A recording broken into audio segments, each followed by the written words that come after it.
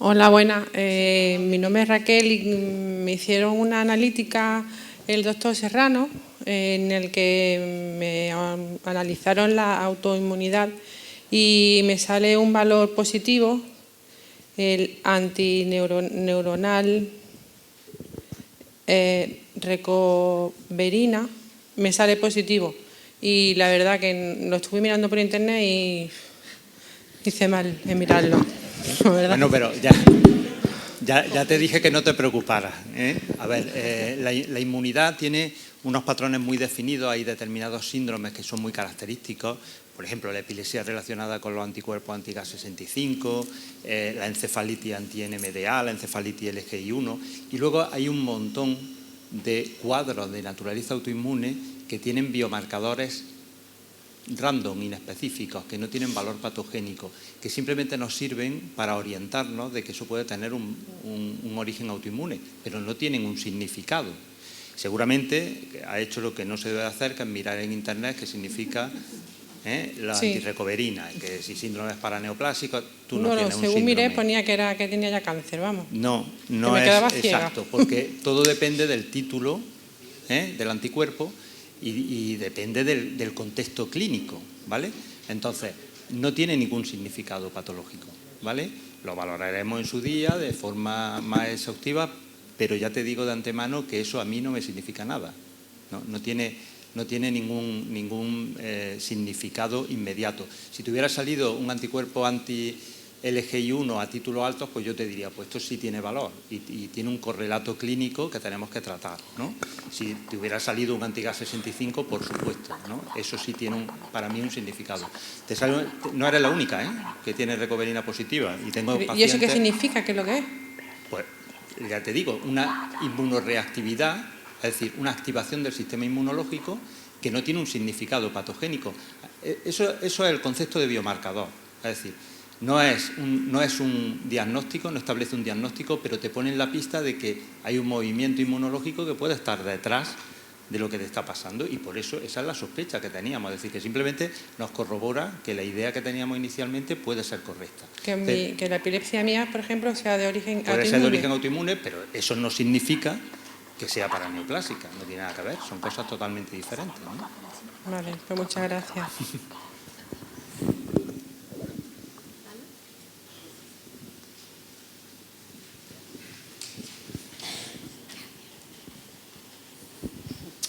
Hola, buenas. Mi pregunta iba tanto para Guillermina, que me trató en su día cuando empezó toda mi epilepsia, como para el doctor Serrano, que me está tratando ahora mismo, ¿no? A mí me diagnosticaron como una encefalitis límbica y ya con 27 años. Y además posible encefalitis límbica. Nunca se ha llegado a confirmar el hecho de que sea una encefalitis. Y de que haya sido de origen autoinmune, siempre me lo han dejado ahí en el aire, sin llegar a diagnosticar definitivamente, pues la tuya va por este lado, ¿no? Por toda la presentación que he estado viendo, es que todo lo de FIRES parece que encaja con lo que yo he tenido, pero nunca ha habido un biomarcador que me lo confirme, o no sé si eso es cuestión de esperar a que sigan saliendo y me lo lleguen a confirmar, no sé. Se oye ya, ¿no? Mira, el FIRES en sí no tiene un biomarcador, lo que es a día de hoy en la historia clínica. Entonces, si al inicio de todo ha habido ese periodo de 14 días... Dentro de esos 14 días ha habido un cuadro infeccioso banal o fiebre, aunque no se haya encontrado una infección, pues entonces evidentemente entra dentro de ese concepto. Cuando tú empezaste yo era residente, o sea que yo aquello lo viví un poco en nebulosa. Pero por lo que yo recuerdo, aquello sí que tenía pinta de ser algo autoinmune. Lo que ocurre es que entonces todo esto estaba empezando. Es que yo todavía recuerdo la primera paciente que diagnosticamos de anti-NMDA, que había estado un año antes ingresada y realmente se pensó que era una paciente psiquiátrica. Y luego tenían una antinemidad, es que antes no se sabía. Entonces, probablemente si tu cuadro hubiera debutado ahora, la historia hubiera sido otra.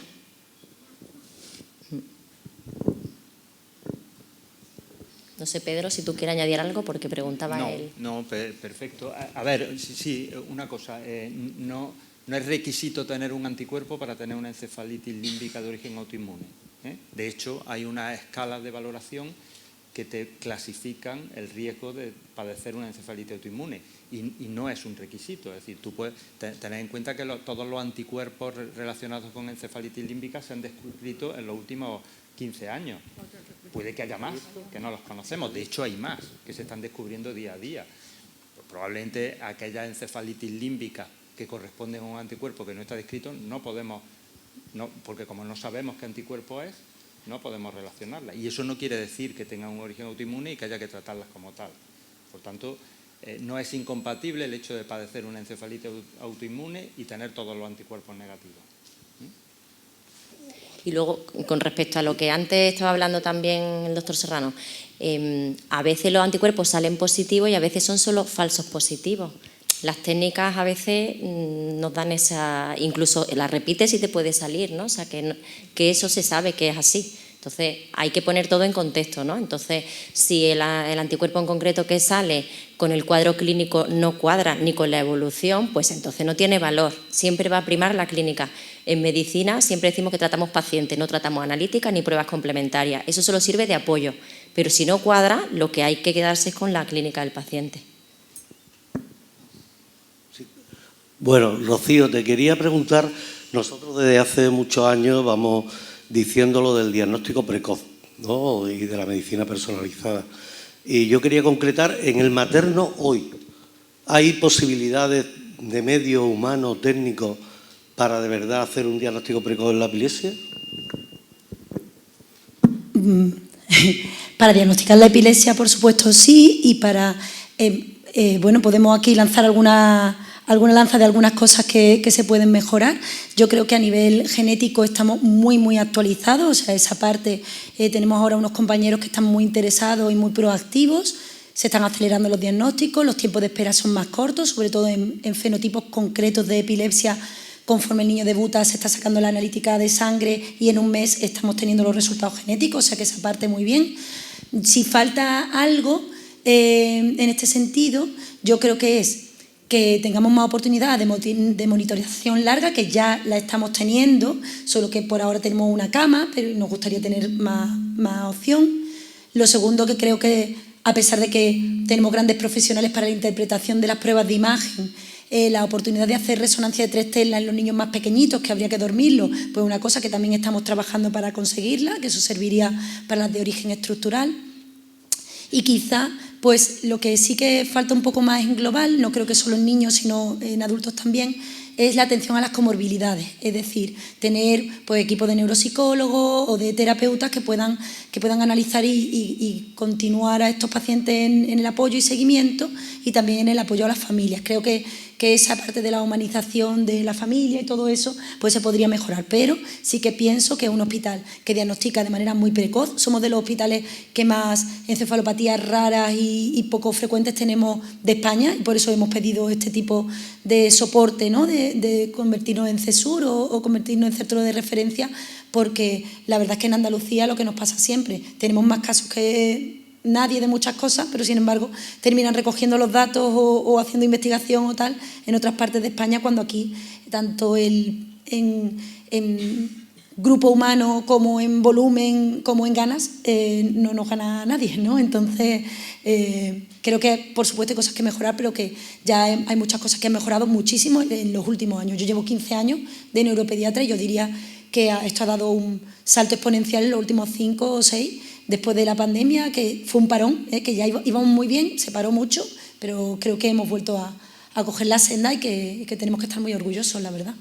Gracias. ¿Como centro de referencia? Sí, hombre, la oportunidad que tendríamos como centro de referencia, y bueno, Pedro lo puede decir más porque ha sido el impulsor de este proyecto, eso nos daría, primero, posibilidad de tener más dinero, ¿no? Más presupuesto, más personal, más espacio y claro, y todo eso pues podría ayudar. Se ha solicitado ya y es viable. Eso está sometido a evaluación por parte de los servicios centrales del Servicio Andaluz de Salud y creo que tenemos muchas posibilidades porque esto es un tema que a lo mejor corresponde a otro foro, pero bueno, ya que ha salido el tema lo comento.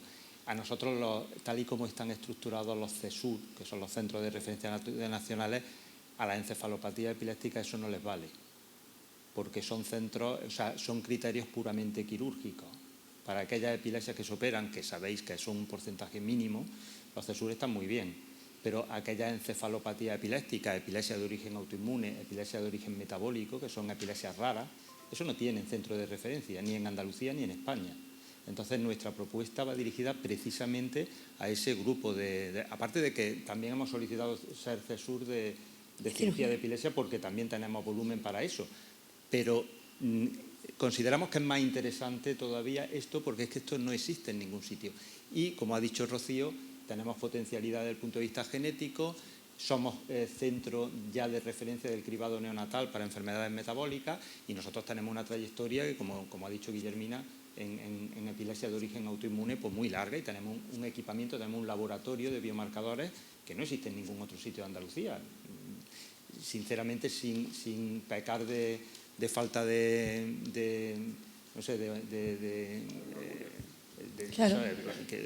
Quiero decir que esto es así, que tenemos un laboratorio, que tenemos un SIMOA, que podemos detectar biomarcadores que son capaces, las citoquinas de las que ha hablado Guillermina, las podemos detectar. De hecho, la Asociación de FIRES, no sé si están por aquí, pues están interesados en colaborar con nosotros para la determinación de biomarcadores en este tipo de patologías, que eso no está hecho. Parece mentira que una patología tan puramente inmunológica no haya realizado un estudio de estas características para saber si ese proceso inflamatorio, cuánto tiempo perdura, si es necesario aplicar fármacos inmunomoduladores a largo plazo en el FIRA. Es que no lo sabemos, es que eso no está estudiado, ¿no? Por tanto, creemos que tenemos posibilidades de convertirnos en un centro de referencia nacional de esto en concreto. Y conseguir eso pues puede llevar a otros pasos de los que hemos hablado antes, del tema humanización y de tema inclusión de la familia y poder ¿no? ampliar un poco, no solo el foro científico es muy importante, pero también ¿no? lo que implica a todos vosotros, ¿no? Rocío, yo te quiero preguntar sobre los niños que tienen autismo y desarrollan algún tipo de epilepsia en un momento dado y, aunque no sea refractaria al tratamiento, ¿se le realiza algún panel genético? Claro, piensa que el tener autismo, de por sí, como hemos dicho, se está comprobando con el tiempo que no es un buen referente para pedir genética porque solo un 20% de los pacientes con autismo encuentran un marcador genético. Pero si tienes autismo y desarrollas epilepsia, eso potencia más la búsqueda, es decir, es como un paso más que te hace redefinir la búsqueda y buscar con más profundidad. Generalmente los pacientes epilépticos que tienen, si solo tienen, por ejemplo, crisis focales del mismo tipo, debutan muy mayores, bueno, pues quizás es un menos, pero si un niño tiene fenotipo autista y además epilepsia desde muy pequeñito, eso te obliga totalmente a hacer un estudio genético. Pero si no son pequeños, no sé, 5 o 6 años, porque conocemos niños que sí. van por el camino del autismo, un retraso psicomotor, pero a lo mejor debutan con una crisis a partir de los 5 o 6 años. Pues depende a veces del comportamiento de la epilepsia, ¿eh? Si es una epilepsia muy focal, que se controla con un fármaco, que puede formar parte del porcentaje de niños con autismo, que es un 30%, los niños con autismo tienen un 30% más de posibilidad de tener epilepsia, pero una epilepsia de fácil control y sin más implicaciones. Si esa epilepsia se convierte en una epilepsia un poco más refractaria, con ciertas características definitorias, varios tipos de crisis diferentes dentro del mismo paciente y todo eso, pues define un poco más la necesidad de hacer genética. Aunque la progresión casi es que en un tiempo muchísimas patologías se harán estudios genéticos, por lo menos básicos, pero que tampoco tiene mucho sentido hacer genética al tuntún, ¿sabes?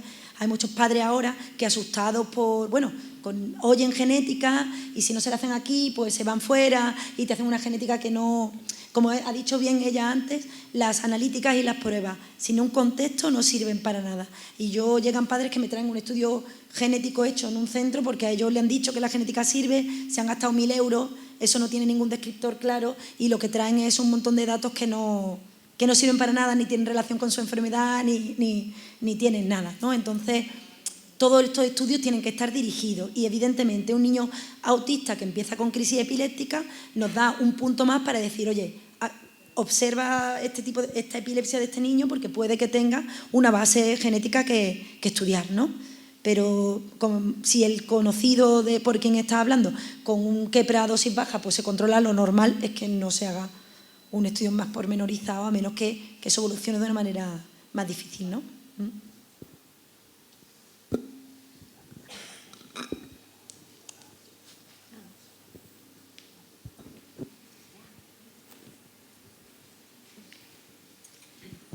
Hola, buenas tardes. Yo simplemente quería preguntar por lo que ha mencionado Fernando antes, de que vais a crear o vais a impulsar una unidad de epilepsias raras.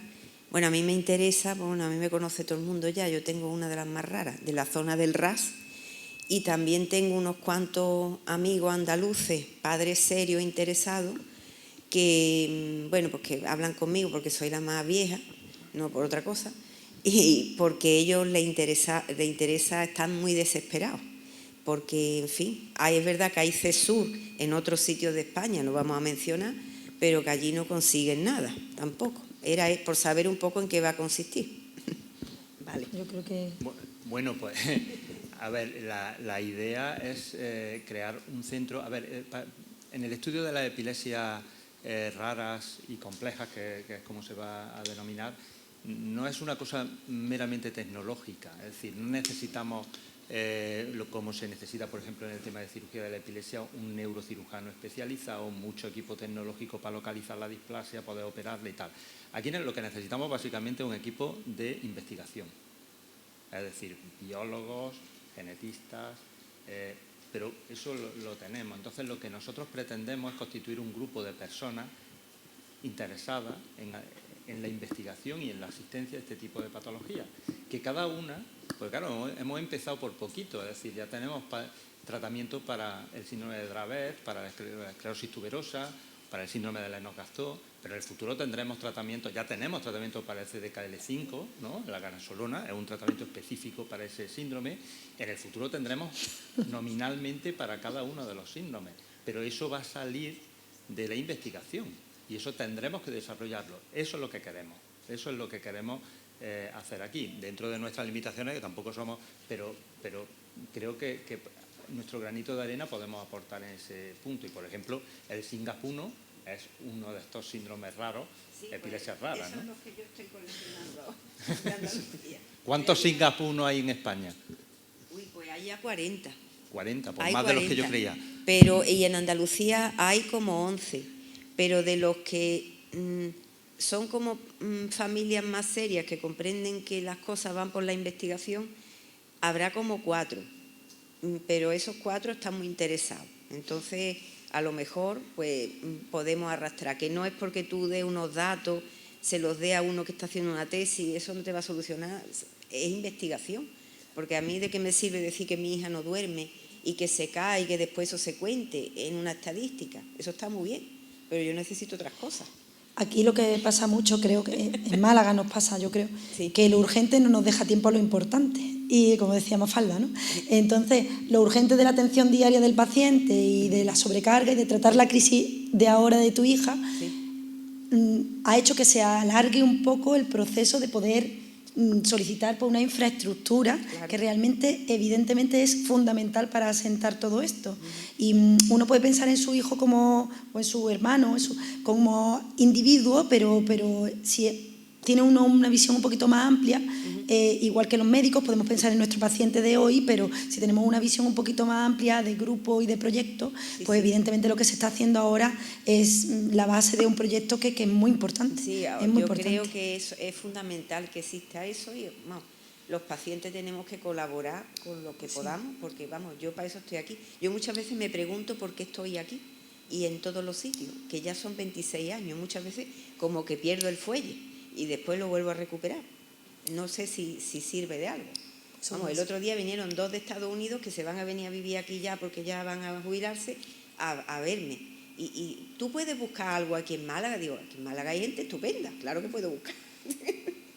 Ellos vienen a jubilarse y a darnos trabajo a nosotros. Claro, porque traen, Vaya, hombre. El código ISTU, el código ISTU. Jóvenes con 55 años y traen los niños. Entonces, para saber si podemos recoger a los padres un poco conscientes de lo que hay que hacer.